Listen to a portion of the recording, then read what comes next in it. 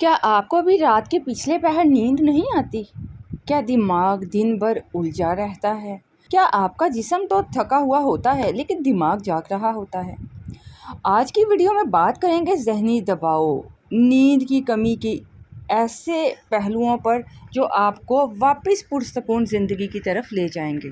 ذہنی دباؤ ایک ایسا دباؤ ہے جو دماغ پر مسلسل بوجھ کی صورت میں ہوتا ہے۔ یہ دباؤ کام کی زیادتی، رشتوں کی الجھن، مالی مسائل یا نیند کی کمی سے بڑھتا ہے۔ سائنس کہتی ہے کہ مسلسل سٹریس کورٹیسول ہارمون کو بڑھاتا ہے جو نیند کی راہ میں رکاوٹ بنتا ہے۔ نیند کی کمی کے نقصانات آپ کے ساتھ بتاتی چلوں۔ قوت مدافعت کم ہو جاتی ہے، یادداشت میں کمی ہو جاتی ہے اور موڈ سوئنگ کی پرابلم ہوتی ہے، غصہ بہت آتا ہے، دل کی بیماریوں کا خطرہ ہوتا ہے، ذہنی کارکردگی میں کمی آ جاتی ہے۔ اس کا زبردست سا مؤثر علاج آپ کے ساتھ شیئر کرنا چاہتی ہوں، جس میں سب سے پہلے تو میں آپ لوگوں سے روحانی علاج بھی شیئر کروں گی اور جسمانی علاج بھی۔ سب سے پہلے تو آپ سے کہوں گی کہ سونے سے پہلے آپ نے اسکرین سے دور رہنا ہے، موبائل لیپ ٹاپ سے کم از کم 1 گھنٹہ قبل آپ نے دور رہنا ہے جب بھی آپ کو سونا ہوگا۔ اگر ہم روحانی علاج کی بات کریں نا پہلے، تو اس میں آپ کو بتاتی چلوں، ذہنی سکون اور دل کا اطمینان، تسبیح پڑھیے، نماز تہجد ادا کریں، سورۃ مزمل اور سورۃ رحمان سونے سے پہلے تلاوت کیجیے۔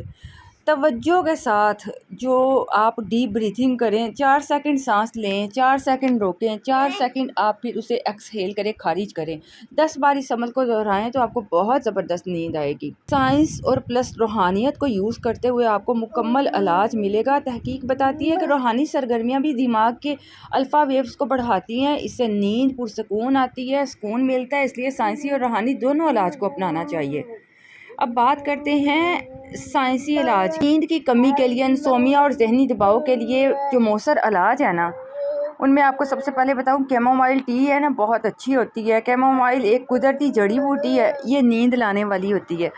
یہ جو ہے نا، اس میں کچھ مادے ایسے پائے جاتے ہیں جو آپ کی نیند کو بہتر بناتے ہیں، دماغ کو سکون دیتے ہیں۔